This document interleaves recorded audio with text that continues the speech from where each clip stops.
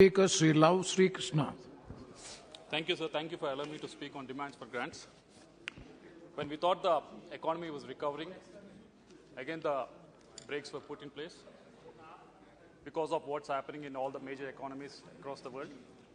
Our manufacturing sector, the growth is going back. Our service sector, there's a huge job losses, not just in the billion-dollar valuation startups, but also in the major tech companies like TCS and Wipro and all these companies. And the unemployment rate across the country is touching almost to 8%, which is more than 8%. There's a feeling across the country, what's keeping the youth busy is the cheap data that is available. Under these circumstances, I commend the finance minister and the union government for undertaking the welfare-oriented measures to push for the upliftment of the citizens of this country, sir. Almost 25% of the allocation in this demand for grants has been allocated towards the fertilizer subsidy, sir. Please.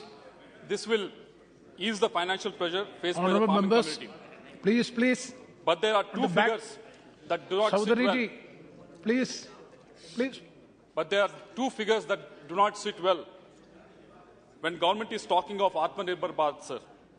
1/4 of the allocated funds for the fertilizer is for the imported fertilizer, sir. Domestic production of fertilizer was 36.2 lakh tons, much lower than the target of 41.5 lakh tons in October, sir. This issue needs to be given serious thought if you are talking about Atmanirbhar Bharat, sir. Government is looking towards commercialization of and exploiting of production of phosphate deposits, sir. Government should look to Kadapa Basin in Andhra Pradesh, which has huge deposits, sir. Another 60,000 crores is allocated towards food subsidies, sir.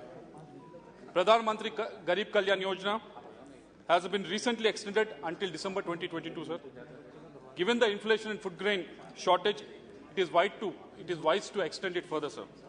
Narega has been allocated another 16,400 crores, but it still falls short of last year's expenditure by 8,600 crores. Maybe they will cover it in the next demand for grants. Andhra Pradesh was allocated only 14 crore mandates, sir, which was reduced to 9.68 crore mandates. This comes on back of AP specifically requesting for 26 crore mandates in review meeting that has held in early 2022, sir, before the budget was announced.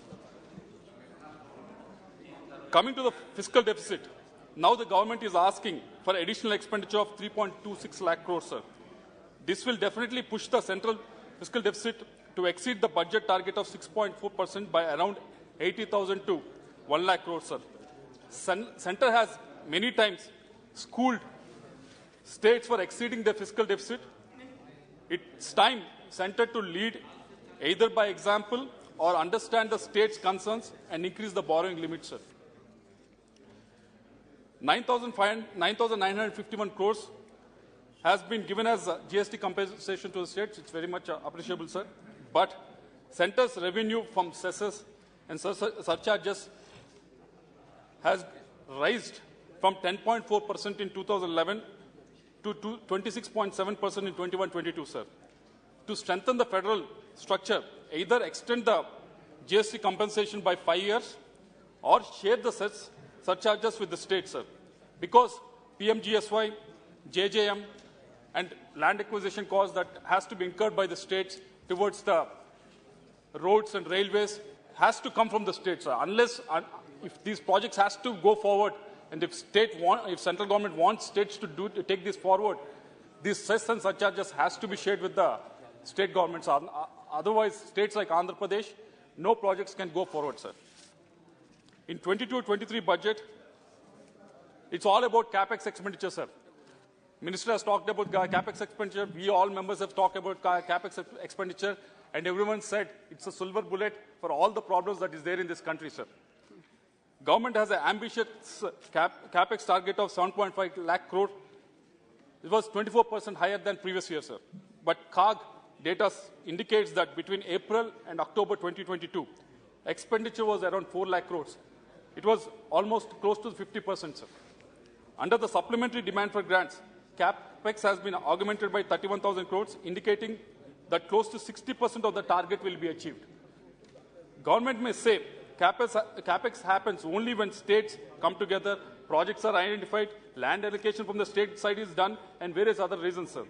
Let me give you various avenues that are available in Andhra Pradesh, various projects that are allocated to Andhra Pradesh, which are looking for CapEx spending from the union government, sir. There are 7 projects that are waiting from them, sir. Avenue 1, Polavaram project, sir. It was lifeline of Andhra Pradesh. It was supposed to solve drinking and irrigation problems of many districts of Andhra Pradesh and lakhs of acres in Andhra Pradesh, sir. It was adjudged as a national project as well in Bifurcation Act, sir. But there are so many issues that are pending with the union government, sir. Pending investment clearance for the revised cost estimate to the tune of 55,000 crores is still pending with the union government. Funding for drinking water is to the tune of 4,000 crores is still pending with the union government. Removal of component-wise restriction. We have been representing it to the union government too many times. An expenditure of 2,000 crores has been rejected because of that. It is still pending with the union government. R&R package, resettlement and rehabilitation package. It's still pending with the union government. We have been making so many requests with the government. It's not been happening. The left side of the project, to the tune of almost 40,000 acres, R&R package has not been initiated from the union government. If union government is so serious about CapEx, this is the project that they should really look into, sir. Avenue number 2, educational institutions, sir. There were so many educational institutions that was promised for Andhra Pradesh after the state has been divided. IIT, IIM, ISR, NIT, Central University, Petroleum University, Agri University, IIIT, Tribal University, and AIMS. Except AIMS, none of the institutions that I have mentioned are running from a own campus, sir. Still, all of them are running from a rented premises, sir. This is the capex that the union government should be looking at. Example I will give you. A central university was allocated 56 crores in 22-23 budget, sir. When the actual ask was for 1,500 crores, they have allocated 53 crores. That is enough for salaries, not for building a campus, sir. Land has been given to that. We are waiting for the capex to be spent on that. And third avenue, sir, there was in the last budget, finance minister has mentioned about interlinking of Godavari and Penna. Godavari and Penna interlinking will solve many problems, irrigation problems, drinking water problems in Andhra Pradesh, because Godavari basin has excess amount of water that is available, about 250 TMC, sir. And that was announced in the last budget, and that has been mentioned as one of the capex projects, sir. But nothing has been happened in the last 8 months. Nothing has been discussed, no DPRs, nothing has been forwarded in that direction, sir. And avenue number 4, just 2-3 minutes, sir. Avenue number 4, with regards to the health infra, sir. Andhra Pradesh, with a population of 5.2 crores, we had only 13 districts when the YSR Congress Party and YS Jagannath Reddy Garu became CM in 2019, sir. After he became CM, he realized decentralization of administration is the way forward. That's why he created each parliament as one district. And the first thing that we identified in each district was the lacuna with regards to the healthcare and education, sir. When we realized that, we have proposed for 17 medical colleges, sir. We forwarded that proposal to the union government. 3 have been agreed. Yes, one is in my constituency, which is being supported by the union government, but that's not last one. But that is not the case. Another 14 are still in the pipeline, sir. The same thing with the road projects as well, sir. There's so many announcements that have been made with the road projects, sir. Works of 1,50,000 crores are under implementation, sir. Another 48,000 crores has been awarded, sir. So when these are going to see the light of the day, sir, unless the capex has been spent, sir. And railway projects, last 2 points, sir. Railway projects have been sanctioned to the tune of 9,000 crores, sir, for the year 22-23. When they sanctioned it, we mentioned it, sir. Are you going to spend this amount or not? As we are seeing, it's not being spent, sir, because the reason they are giving is, let the state give the land, then we'll spend with regards to the new lines, sir. Sir, all these agreements were made before the bifurcation of Andhra Pradesh. We are ready to renegotiate. The revenues of the... Sir, last one point, sir. Last one point, special categories. All these were made before 2014, sir. So we are asking to renegotiate, sir, so that these projects can be taken forward, sir. Last and final one, sir, with regards to the... Last one, with regards to the special category status, sir. There is no denying... How many total last points? Last point, sir. This is the last one, sir. There is no denying bifurcation of Andhra Pradesh was done in an unscientific manner, sir.